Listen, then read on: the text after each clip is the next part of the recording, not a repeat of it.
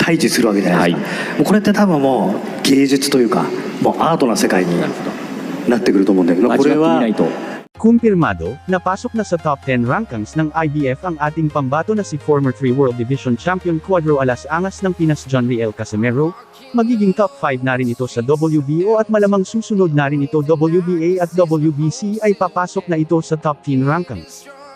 Ito ay malaking balakid at banta sa tinaguriang halimaw ng Japan na si Naoya Inoue.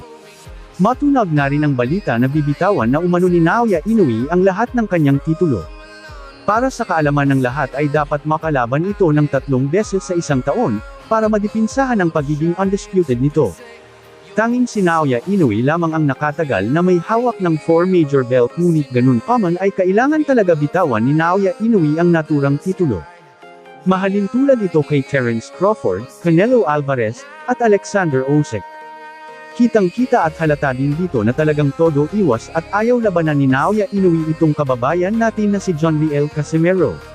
Kaya malaki ang pag-asa na ito ay bitawan at ibabakanti ni Naoya Inoue ang kanyang mga titulo.